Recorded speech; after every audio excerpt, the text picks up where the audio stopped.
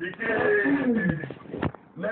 play before we say hello. Now this is just testing. So let's play some music for you to welcome you. We are right now live on Instagram. We are live on YouTube. We are live on Twitter. We've never done that before. Never. So I'm so excited. Thanks my guy from Ghana, Benjamin.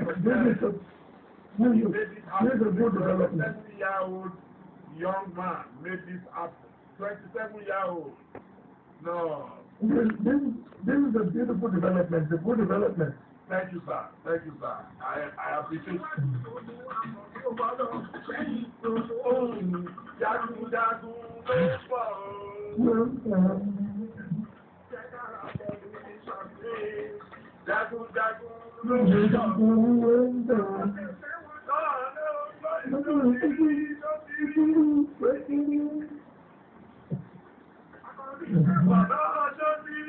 Oh my God. We have surpassed everybody just this Thursday. Over 400 people are right now on Instagram. In 1 minute. Thank you. Oh my God. No, you are the best. You work very hard, sir. Thank you. Very hard. Thank you. It's time. Oh, Adiola said you've made a day already. That's from selling back. Wow. Thank you. They are saying Oluwaye Alihaji. Dala says well done, Daddy. Thank you, Dala Oluwaye. Thank you. Full support. Thank you. Thank you.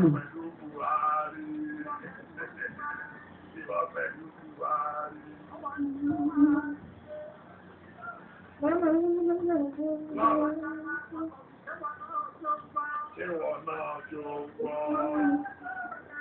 olódò rẹ̀ ọmọ olódò rẹ̀ wow 167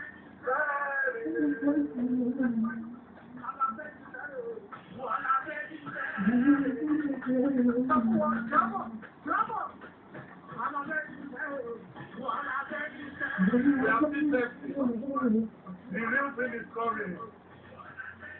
Someone said I'm handsome, valuable, this man is very hard. I can attest to that. That's my man.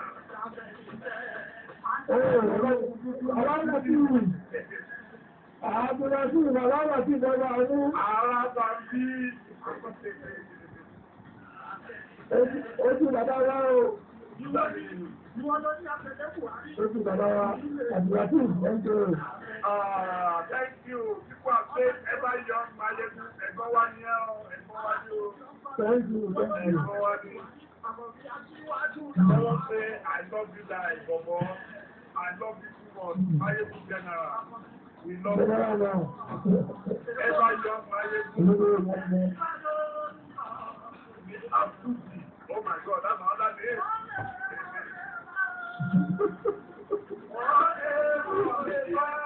Okay, let's stop the music and hear your voice. The King, thank you so much for joining me. I'm sure you are in isolation somewhere in Ijebu, or where are you, sir, today? I'm right inside my house, Ijebu. Yeah, in Ijebu. Your palace, that's not a house. It would be an insult to call that a house. It's a palace. Respecting the king and the marriage of the land. We love you. We love you. We are going to have the opportunity to celebrate you tonight. Oh my God. Broken our record. We are now over 500 and watching you live right now. And we have not even started. Can you believe that? And we are live. And we are live on Twitter. We are live on Facebook. We are live on YouTube. We are live on Instagram. Four platforms. So we have over 500 before we stop the testing. Hello, my people. Yes.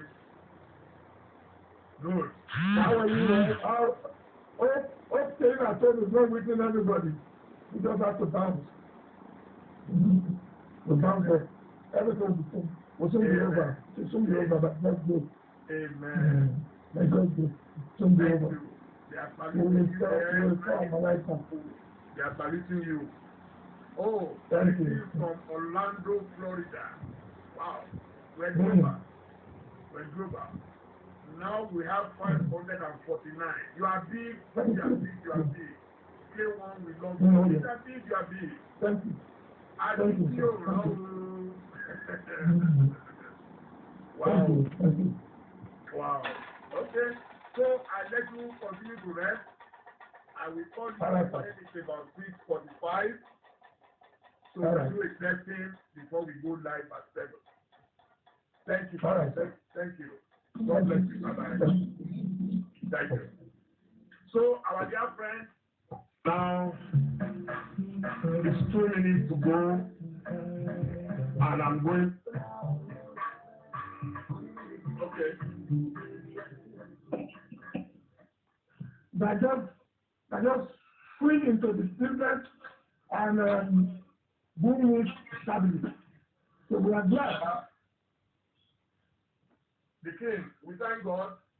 Our mission and operation leader group from day one, when we launched in April 1996, and you were one of those people who inspired us in 1996. I was the next time running away from Abacha, and we started, and we said, no, enough of bad stories about Africa.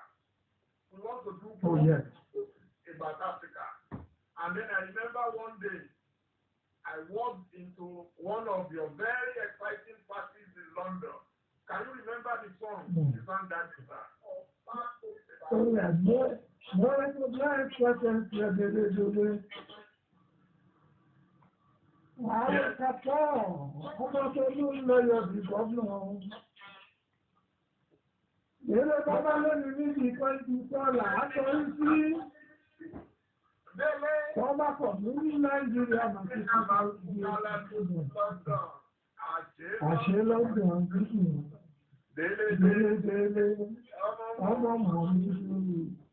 Dele. God bless you. That is my thank you. It's first time I heard in an album. I was driving to my house in Ojodu in Lagos, and suddenly I think I was with Yinka Bola, who was my assistant at the time, the publisher of the Power of the Ibadan. My great brother, and he said, that's wasiu singing your name. It didn't even occur to me. I said my name on wasiu.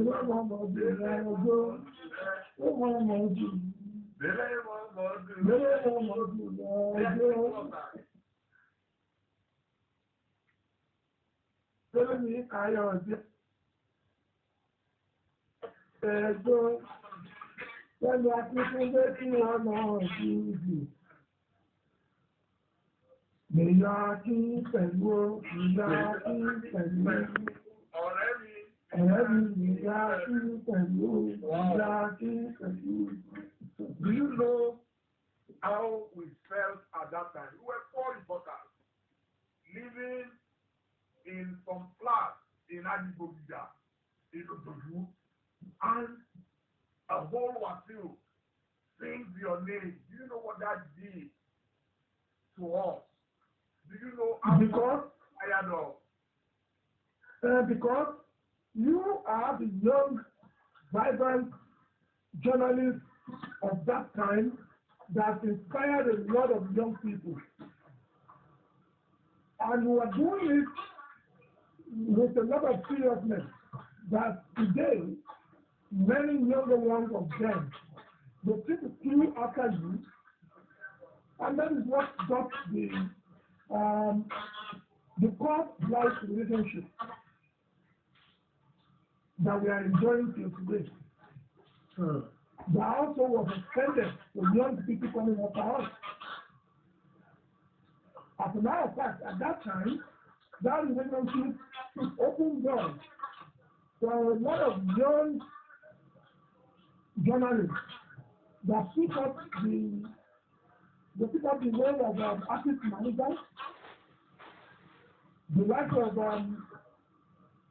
Olori, Tati Ademoku, alaa, and a whole lot of many others, Kelly Davis, a whole lot of them, they took up artist management, coupled with being a journalist. Today, we are all enjoying it. We are all enjoying it, but I must tell you something. The new development of the social media probably could have been more acceptable to the general populace if people that are professional are ventured into it a long time ago. But at last, we are right there. We are there now. It just comes to God. We thank God. We thank God.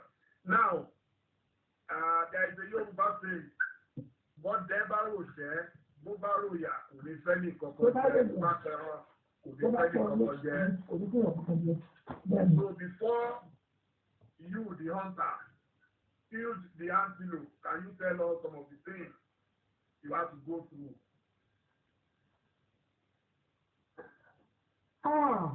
Ojúrító.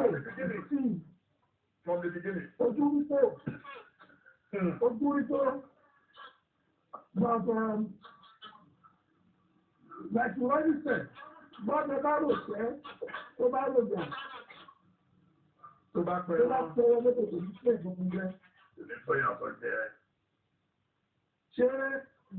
we come? I remember in Moscow, even when I believe in someone and I dedicated the whole of my life to the service of that person. But one thing for sure, I have at the back of my mind, there is no one that serves anybody that will not be served. There is no one that serves anybody that will not be served. That's one thing you must serve and take sacrifice. Oh yes, you have to. If you don't do that, then they'll tell you,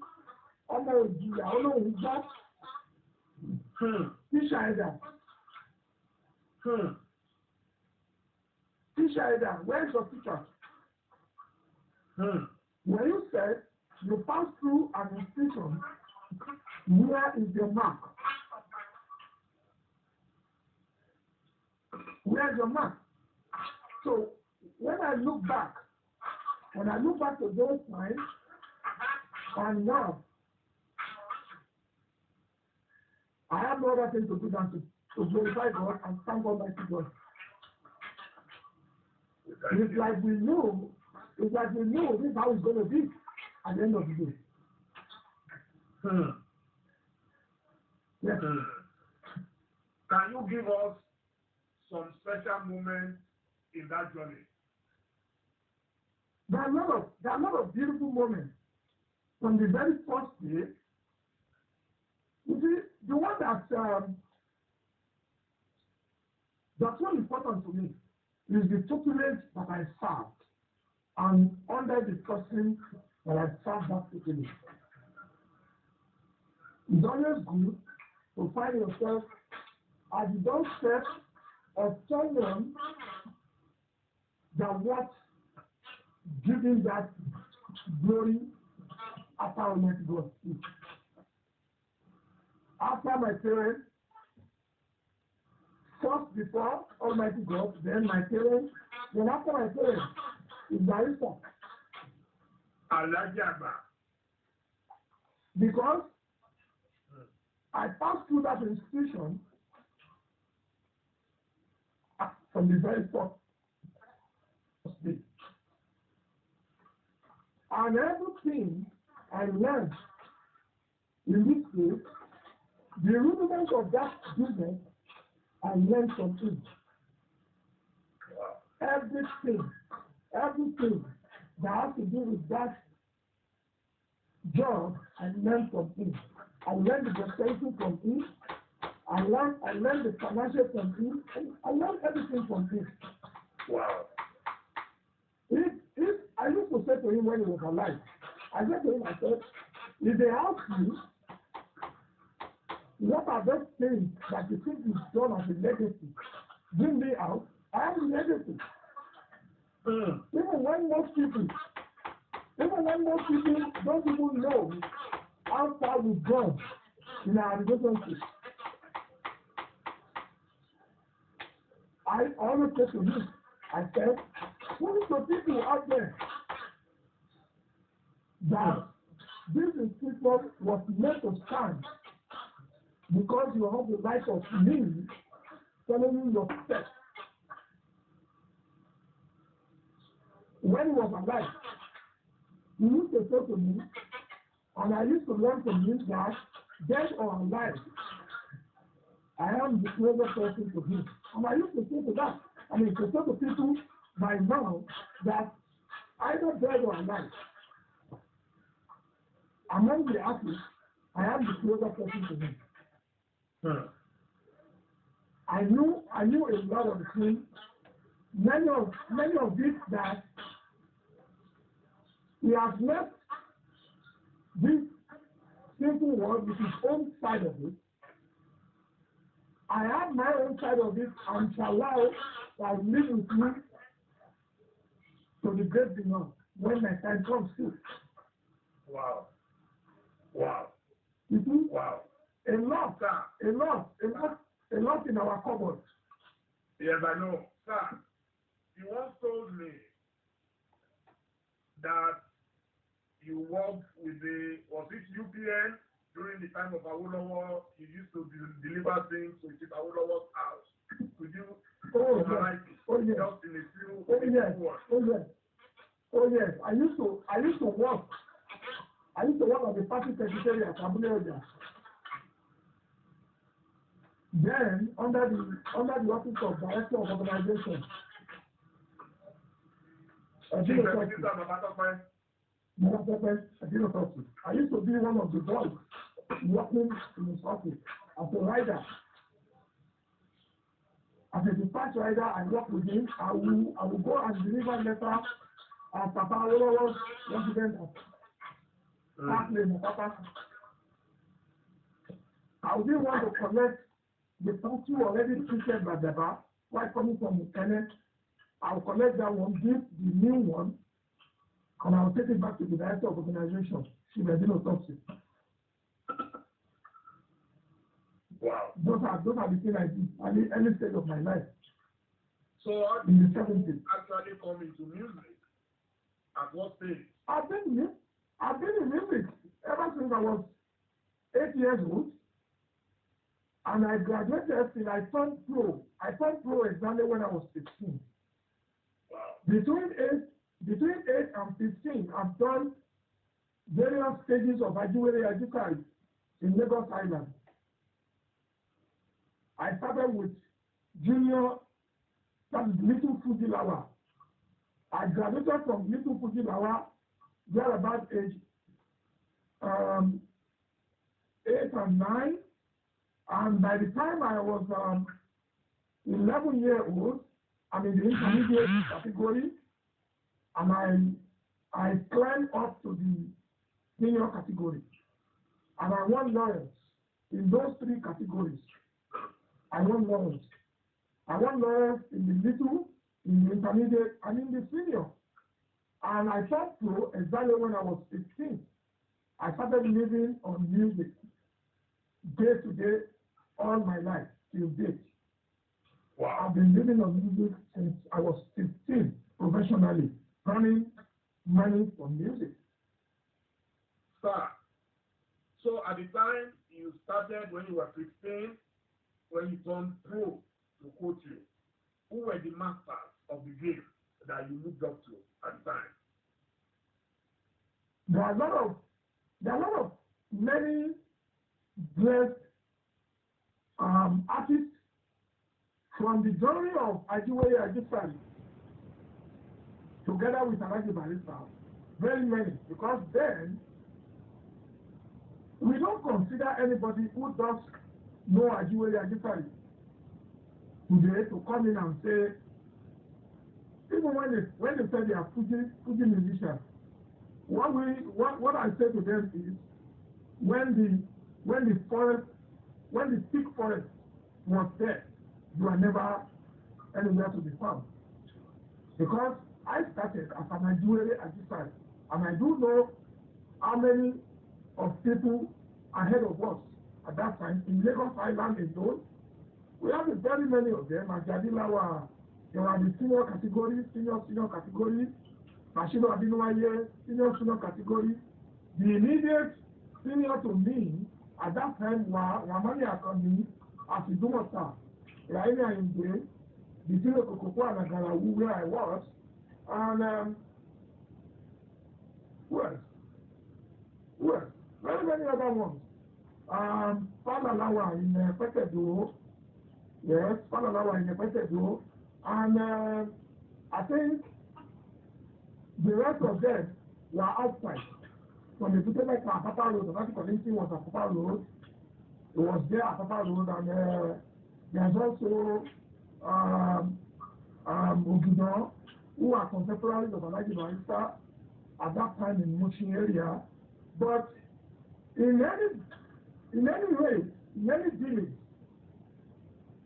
there is a particular person who passionately took that thing on and worked so seriously on it, like every other one, and every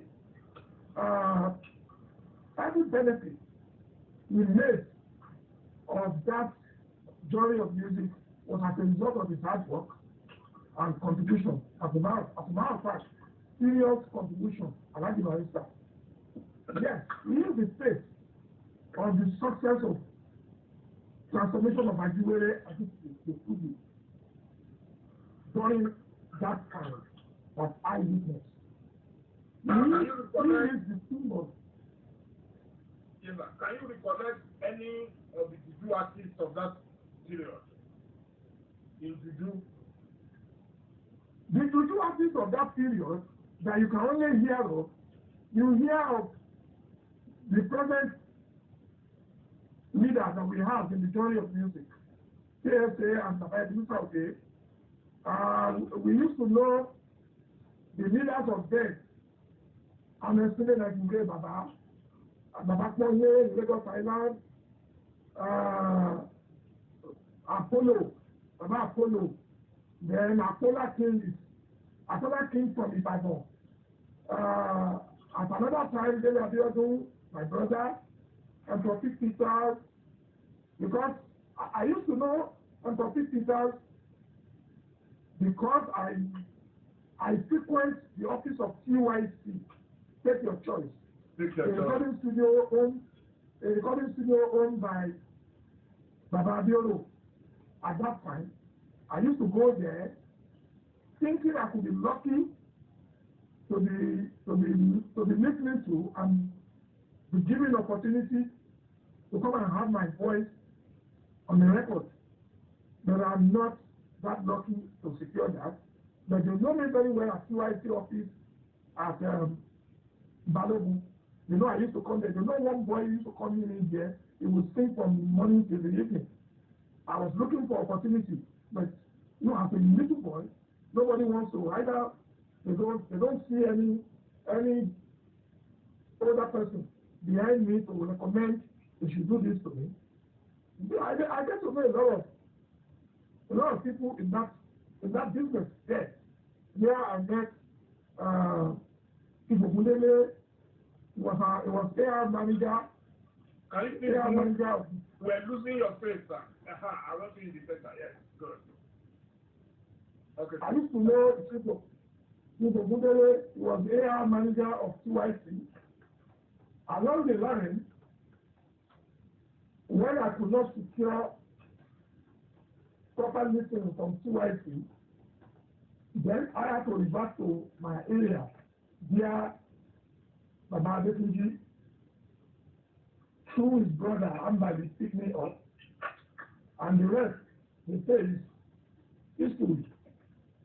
Today, was an agency that totally now nurtured me, having been accepted under his label, and I just sit down in there because he operates in my area, Agarawu area. I just sit down there and I was doing my business. I was doing my business. Monsuru Akonde then was a relative of Alhaji Barrister. He was doing very, very well. As I do already, then they turned pro into Fuji, and they were the symbols that we see ahead of us in the making of Fuji in the real sense of it. But I must agree, somebody must be blessed by God. Barrister is blessed. Do you think at any time, well, it's not even a question that you ask, it happens. There was a turning point in 1989 for Yoruba music. What was it? There was a turning point. Yoruba music became a national anthem in Nigeria. Can you recollect? A lot of things happened. Especially among the young artists of then. If you are talking about 89, this I'm talking of the 70s. You can imagine the trade, the journey between 70s and 89. If you look at 70s, 89, there is a lapse of about 12 years. 70. Yes, I'm talking about AIDS. The phenomenon that. Of course. Shina Peters was the newest discovery that happens in the area of Juju, and he brought in sensational improvements in the area of music entertainment. No doubt about that. The record is there. God Almighty uses Shina Peters to make a transformation, to make a turning around, especially among the young folks. And that was largely due to also clear-cut popularity he had made as a little boy under Prince Adekunle at that time. He has made his popularity as one little boy, doing his own thing under Prince Adekunle. So you can now imagine that the time that 89 you're talking about, he has become a known face. Shina used to be my friend. We have clear-cut of young artists coming up there that will form a clique of friendship. Myself, Professor White Agao, who at that time is much older than us, but we are all friends, and then Segun Adewale, who was a partner of Shina Peters, and Shina Peters. Four of us, we are close friends. I am their only friend in the genre of Fuji. And we became so close that we became inseparable. Four of us, Shina, Segun, Whitey Ajao, and myself. We have this bond. Ojú ẹni máa làárí. Àríṣó, ojú ẹni máa làárí tó, ojú ẹni máa làárí. Okay, before we continue, let's give you a wasiu song. Let's play something. Wow. We want the people at home to enjoy the awesome music. So you are not the one describing it. Thank you. Thank you. Speak for itself. Thank you. Better market speak for itself. So, okay. Yes, in a second, I'm just working on it now. Just working.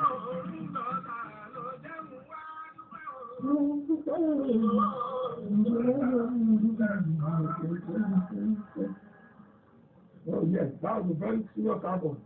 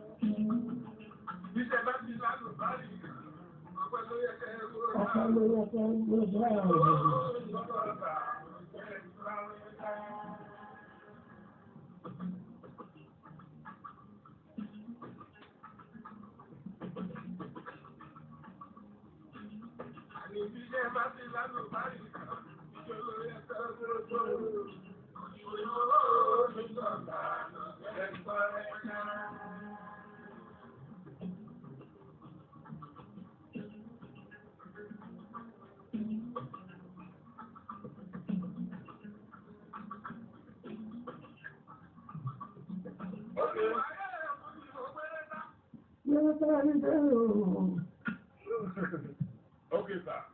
Now, there is something that baffles me about you, and I'm sure I've seen a couple of people mention it.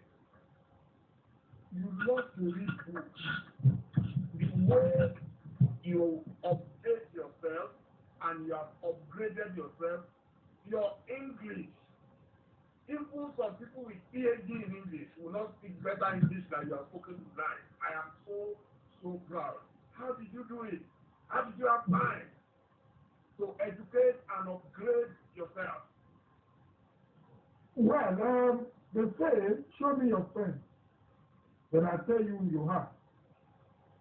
Even if you don't pass through the door of school, but you have a lot of brainy people around you who are well read, and you follow them like you read about them. If you succeeded in reading through them, then definitely you come out like them. Because what they do is what you'll be doing. Wow. The people that were ahead of me at that time, either brothers within the house that I live, or the compound that I live, or the area that I live, those we call brothers that we always go to, this is what they do. They want somebody so sharp. They want a sharp person. They want a brainy person. They don't want a dollar. They don't want a dollar. They don't want someone that will dull them too. They want somebody that will brighten them up. They want somebody they can influence. And the only way you can be influenced is when you are doing things the way they were doing it. When you are reasoning the way they were reasoning. When they see you as hope, or okay, by the time I train this person 1 or 2 times, you will get to know what exactly I want for myself. So, even those that are my senior then, when they send me newspaper, I will run to go and buy newspaper for them. After they finish reading, they give it back to me to go and teach. There I will go back and start reading myself. Yeah. This is where I'm able to put words together. When I see where people are talking, pronunciation, this is where I get to know, this is the best way to pronounce it, this is what this is meant. I never came to school to be a graduate. I don't even finish secondary school. Wow.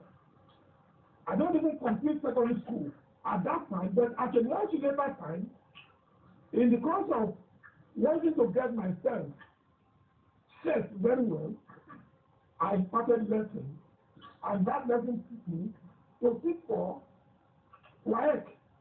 I did that at that time for the sake of maybe I could advance in my educational pursuit.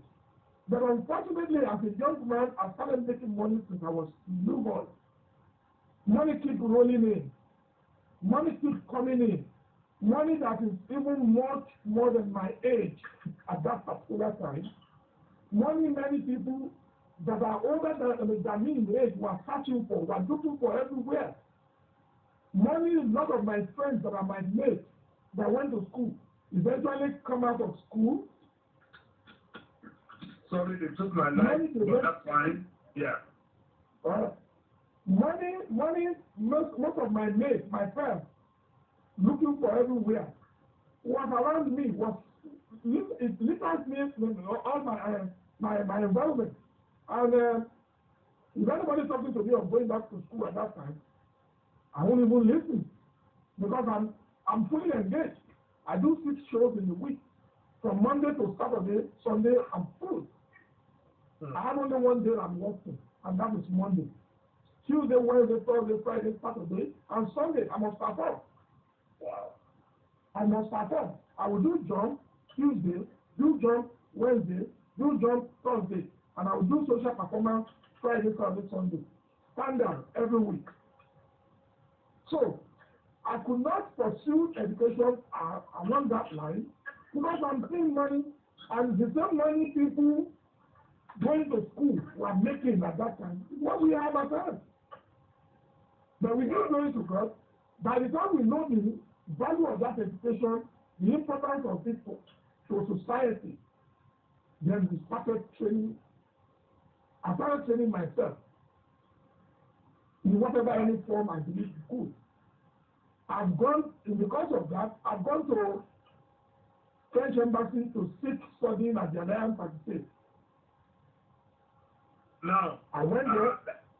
Yes, because time is going, we have less than 30 minutes to go. Though I will try, if we have a lot of questions, I will try to, if it goes off in 1 hour, then we will start all over. I have time if you have time, sir.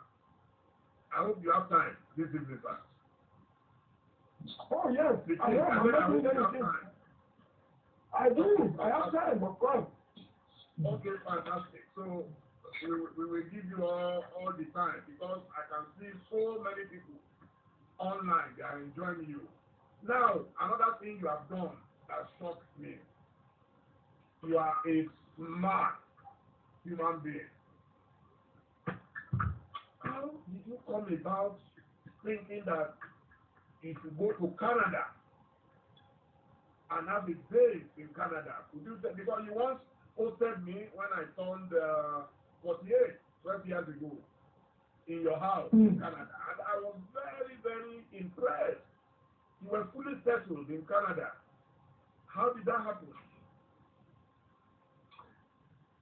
Like I said, I have a lot of friends that are doing good, that are doing well, that are well read, that live abroad.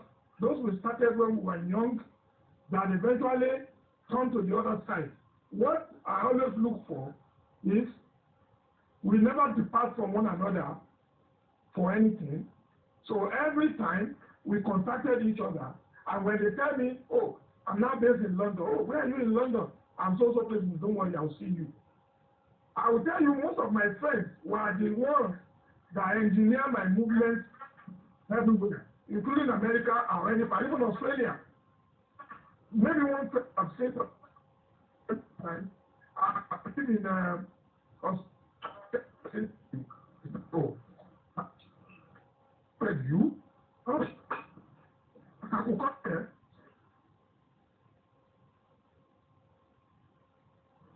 Freezing.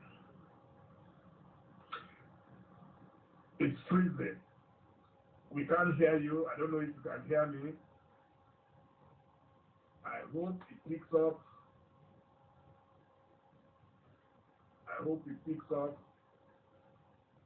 The conversation is going very well. I hope it picks up.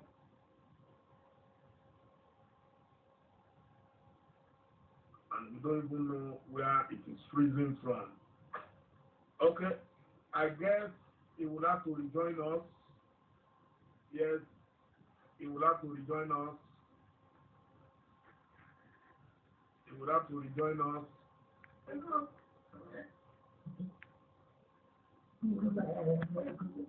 US, they're from US, they end up in Canada, and he told me, Canada is beautiful. As a matter of fact, no difference between Canada and America. And I said to him, don't worry, I'll be coming. And there I found myself at that time. And I think it was 1996, if I'm right. Yes, it was 1996. Yeah, I found myself in Canada, 1996. And today is history. Canada really transformed a lot about myself. Because it's like that country was made for me after my country of birth, Nigeria. I give glory to God. Everywhere has one important story attached to my living. England has another story to my living. America has another added beauty to my living and story about my life. But Canada, ilẹ̀kùn ayọ̀ tọ́ta ṣe báwọn tí ó ìlú Canada ní wọ́n fi ṣe. It's like Canada was made for me. It's like Canada, a place like that was made for people like me. And someone like me, brother. I came to your house in 2008. Okay, equipment had invited me. He had the Evil House nightclub at the time, and he invited me. He invited Two-Face. He invited my jet Pashek, and myself and Two-Face ended up in your house. And including myself, I was the biggest lobster in my life. Biggest lobster. My dad too came. My dad was in the limousine outside.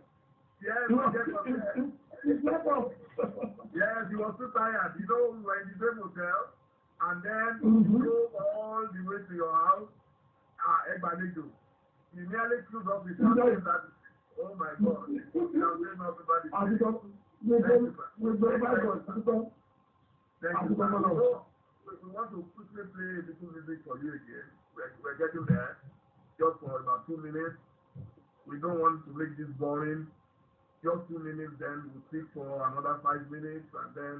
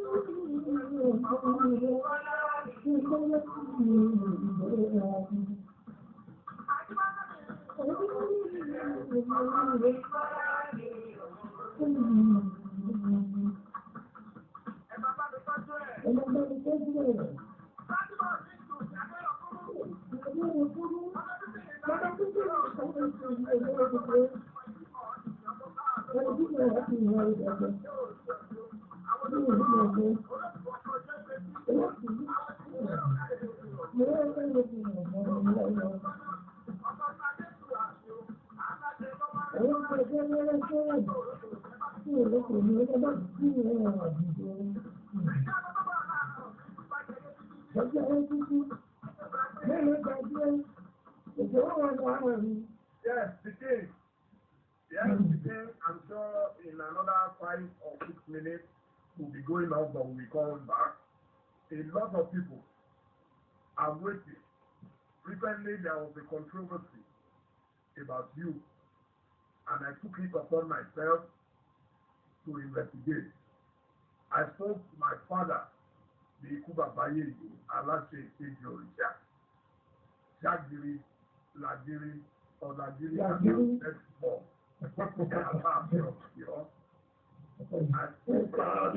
Olori, and I spoke to his daughter, Shade, who is currently in London. A lot of people are anxious to know what happened, but we will take that in the second segment. So, those of you who have been harassing me, don't worry. There is nothing to hide. We have nothing to hide. So, we shall be addressing it tonight. So, Efarabale, Eku Temper. So, Olori, I know one man that you love so much, and that is the Jagaban of the world. Asiwaju Bola, and then a lot of people are like, oh, what is it, the thing you are Tinubu? What is so special about Tinubu? Some of us who know him can speak about him, but let it come from the horse's mouth.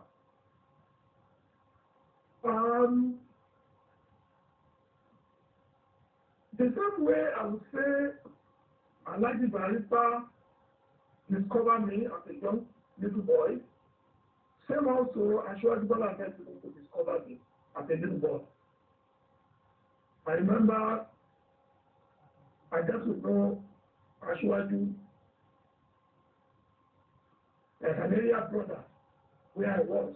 And as a young boy, I used to follow my mom to Ashwaju mother's place at Mashalashi Jimo. My mother sells at Mashalashi Jimo. She sells clothes at Mashalashi Jimo. At the bar time, my mother was the first to come in and have one shirt there selling clothes. That was when she was made later Yagobo of Ojawodo. We moved from the Lipo down there. And I used to follow my mother to Alaja Monaji, who happens to be Ashwaju's mom. And there I got to know Ashwaju. So a little boy that used to go with his mother, and when mothers and mothers were talking, if our brother is in the area, he will send us errands. I remember I used to go and fetch charcoal, put charcoal in the iron, put fire in it, make sure it gets done, and then clean it, iron his clothes, and stuff like that. That's how I get to know Ashwaju as a young boy.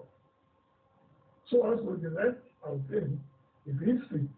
But the history is, when he later discovered me, I think he discovered me when he was in England. He was an exile in England. With the likes of General Manyakiri and others. I went on tour to perform in England, and there's this need for the struggle they were putting together at that time. A whole lot of us, young people after that, who are very much pain about the situation back home. When we see opportunity, there are people of like minds like that, they were together, especially good ones who are also, big men among us. We definitely follow suit. And I identified with him, and he recognized me immediately. Abro, what are you doing in England? And I told him I'm here on performance tour. And we picked it up from there. That's how I become part of them. Because I remember I said to him there, I said, whatever you are doing now, music has a role to play in what you are doing. We will be in public getting the message to the general population. The public needs to know the effort you like minds are putting together. And this is where it gives me opportunity to say, yes, what my brother is saying is right. We need people to pass information to people. The only opportunity. We're now live, so I'm waiting for my man, King Wasiu Ayinde. I'm waiting for King.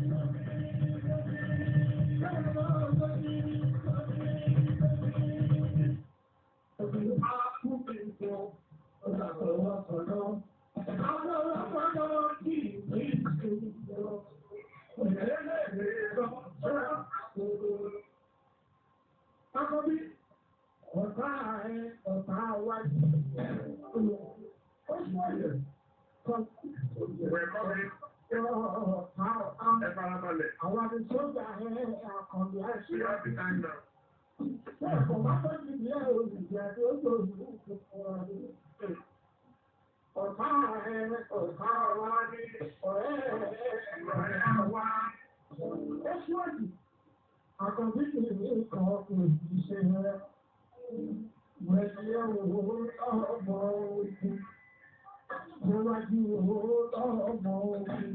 Gbogbo wa ń bẹ̀rẹ̀ ní ẹ̀rọ máa bóyá aṣíwájú. Pẹ̀lú ìyẹ̀wò owó lọ́rọ̀ mọ́.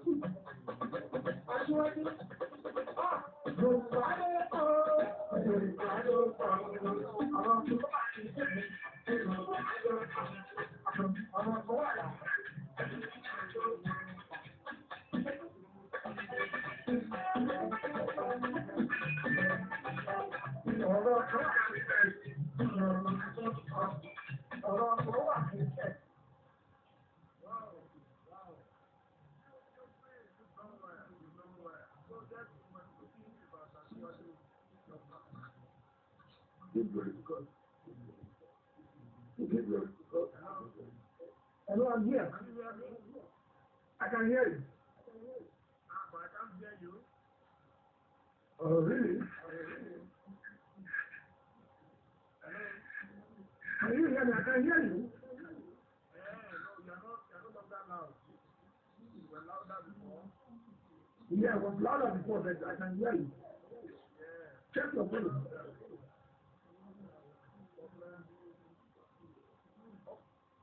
Okay, I'm just trying to see. Can you hear me now? On Bluetooth. Just a minute. Let me see if I can get.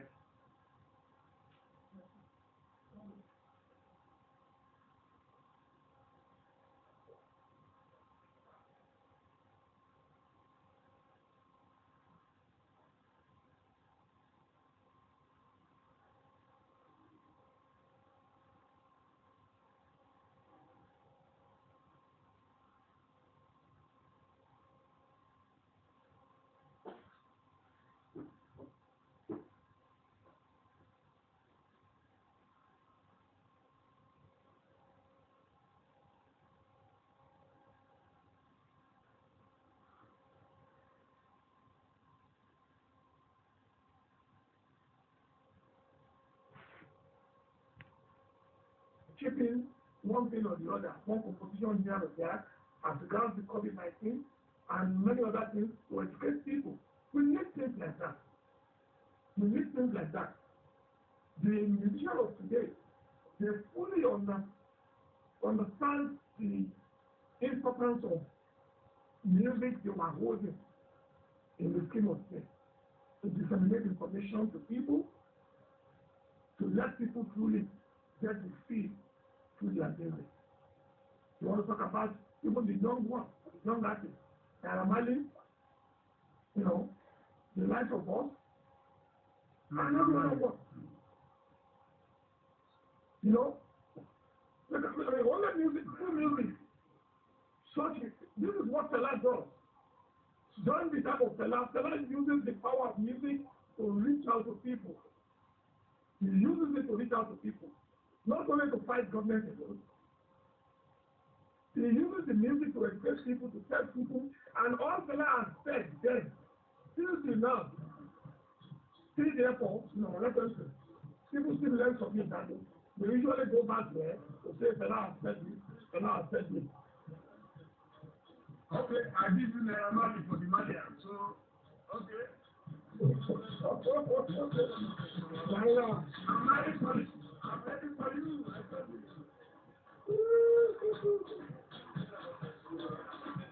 God bless you.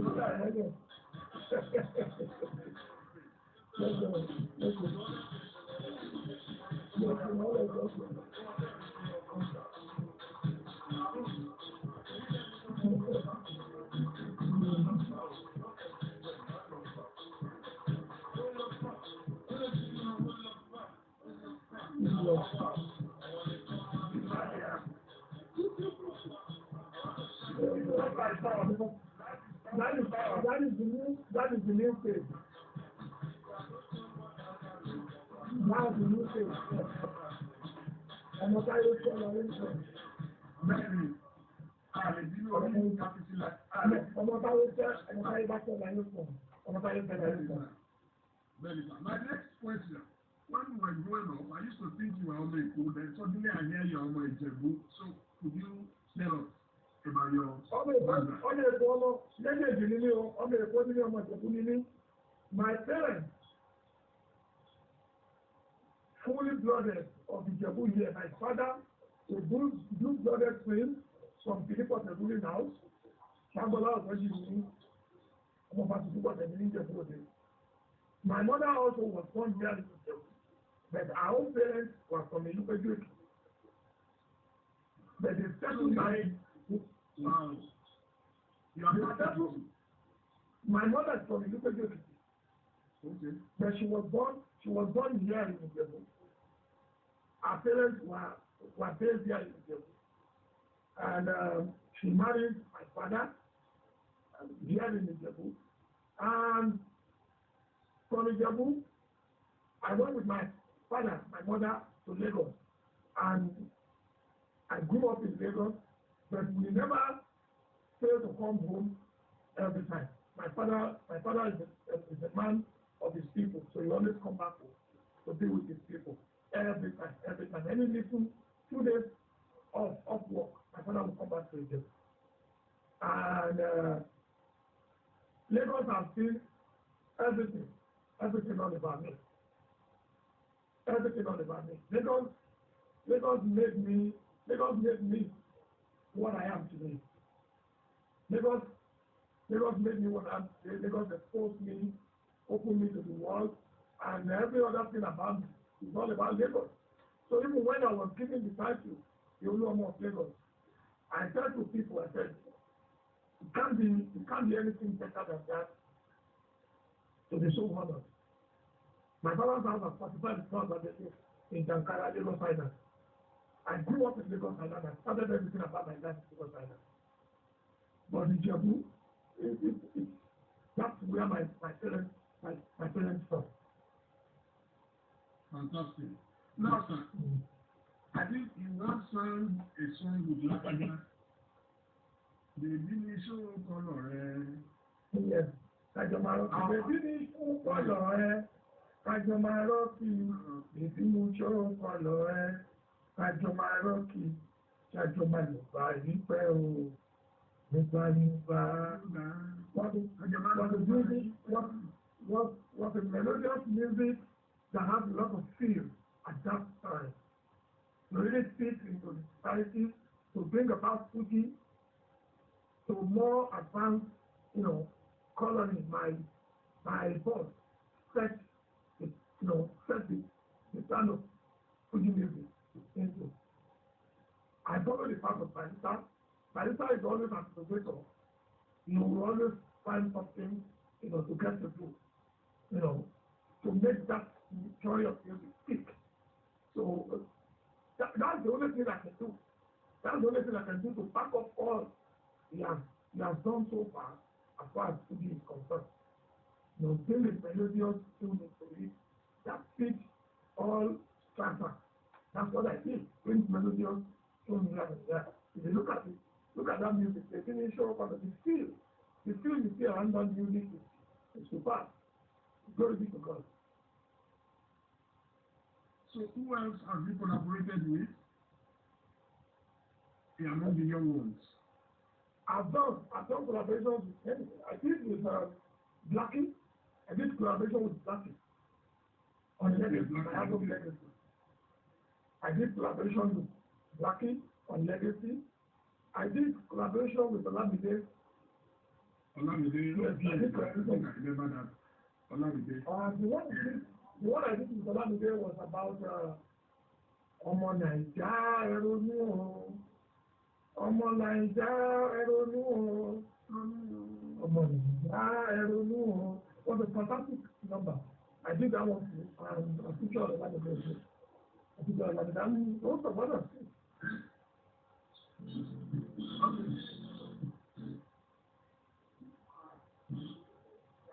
Hello.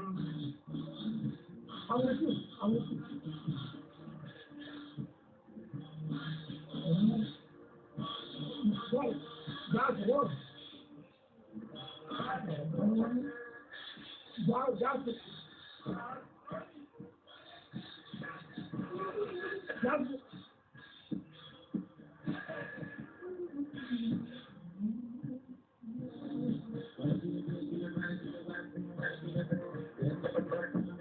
That one is sample.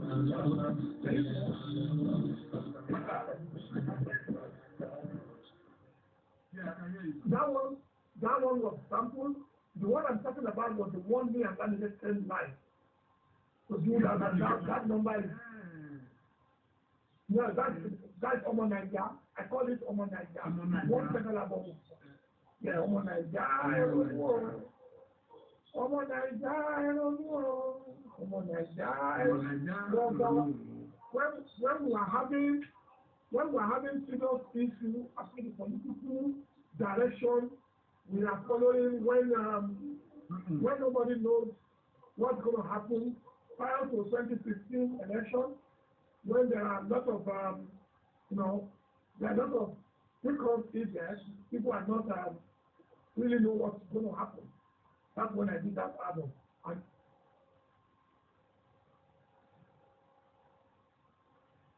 fantastic one. Not this one of Maniko Ocean. This of Maniko Ocean is sample this one. Fine. But not like that one. The one I'm talking about, that was the collaboration between them. Yeah, okay.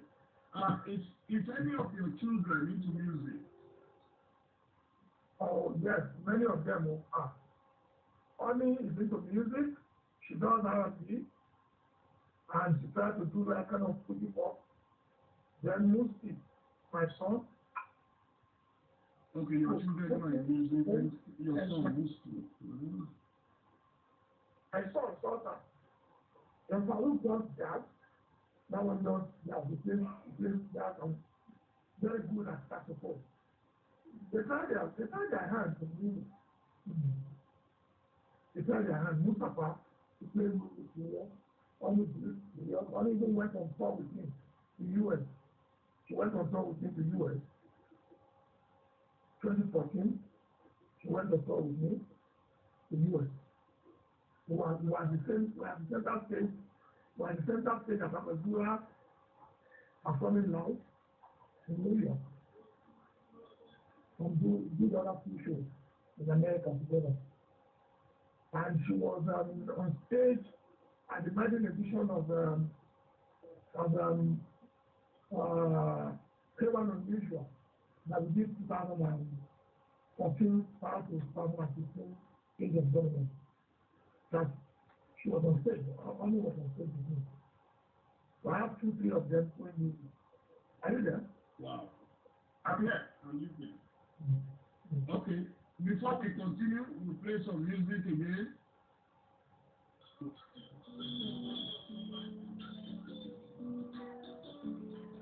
Wow.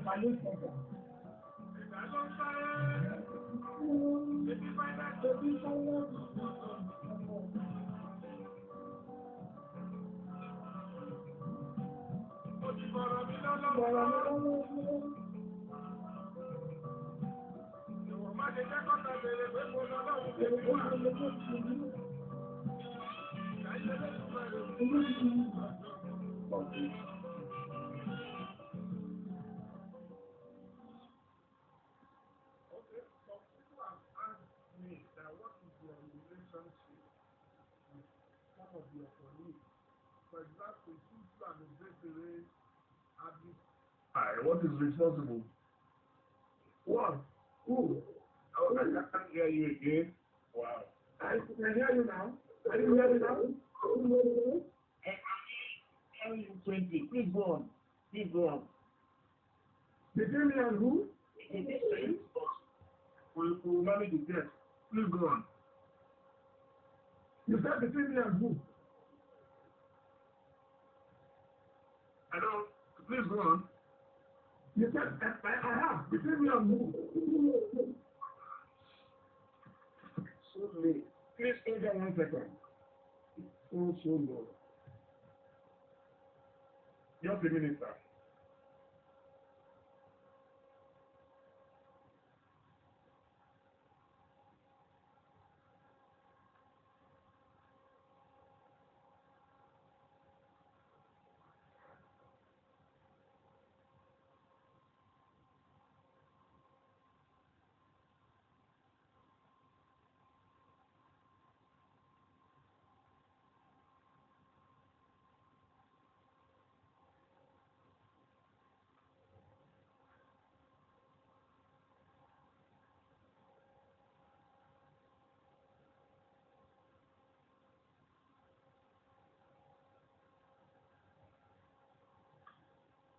Can you hear me now? Yes. Okay. You said between me and who? Yes. Okay, sir. You said between me and who? Especially, Why is it every time Odesere will be the only one they will single out among several others? Ayuba is there, Pasuma is there, Saheed Osupa is there, Shiva Koni is there, Kolade Onanuga is there. They don't ask me about Sheila Peters or any other genre of music. For how long do we continue to be bastardizing our social entertainment with all this problem of discordance, disagreement, and stuff like that? If you look at the international musical scene, you hardly see people continuously talking about disagreement between this and that everywhere. Very recently, PDD come on board. He came on live to call on all entertainers to come together to discuss about COVID-19. We don't take a cue from things like that. Every time we want to personify issues, we want to personalize things. For how long do we continue that? For how long do we continue that? Number one, if we are looking for progress and we are looking for advancement in life, it is the duty of the public to clean the various music that we have in our society. Where we put ourselves today is what we are faced. Why must we every time? Something I never like is people asking me the same question in the last 10 years. When did we ask next question? The next question that probably should have been progress, advancement, success. We don't talk about that. Look at it. You asked me just now the collaboration I have with other artists. We are not talking about progress like that. All we talk about is what's the relationship between. Obesere is not the only one. Number one, age-wise, I am older than them. All of them. Ayuba, I'm older than him. Obesere, I'm older than him. Shina Koni, I'm older than him. Pasuma, I'm older than him.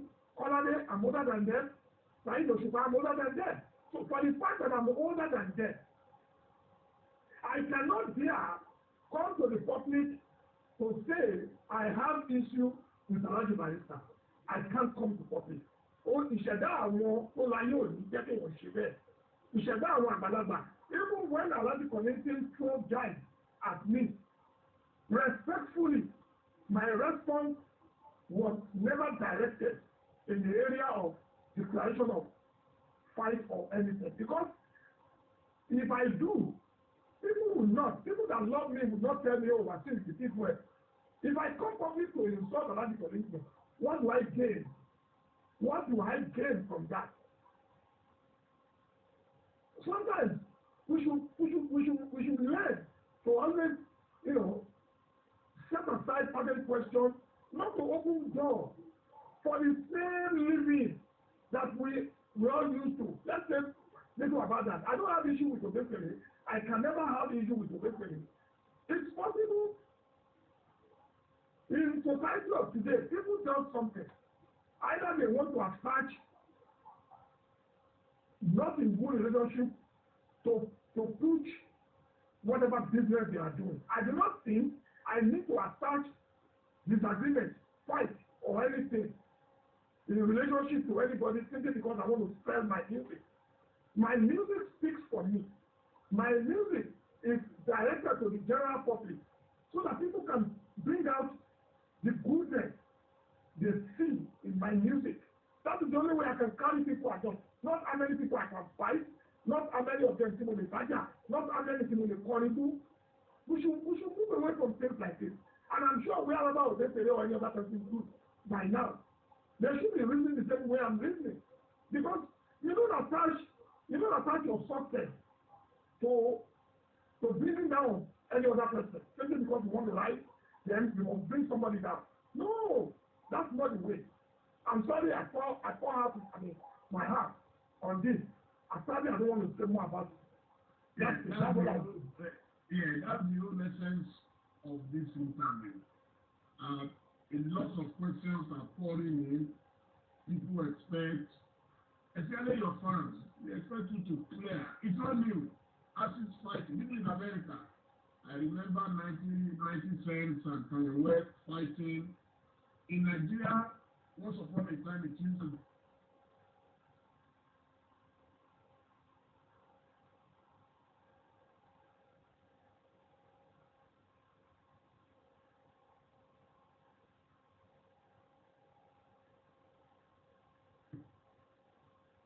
Hello? Hello? Okay. I can hear you sometimes. You are right. Controversy sells music. So it's nothing new. But some of your friends wanted you to clear the air. The most important thing is you don't think you have any enemies in music. You mind your business and you do your own thing. Now, to the billion controversy. A few days ago, I totally saw on social media wasiu do this and that, and the name of my father, the alaa. So I'm the kind of person that God has blessed you with access. Access, if you ask me, my biggest asset is access to people, and they trust me that I'm not a journalist who wants to pull anybody down. So I called Baba and said, is it true that you and wasiu are fighting? And he said, no, we spoke for almost 1 hour. We spoke on everything.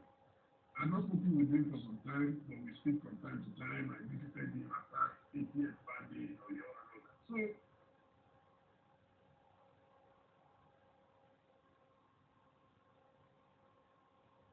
So, with the Olori in question, so but how come, what do you think is responsible for your name coming up in this kind of monumental scandal?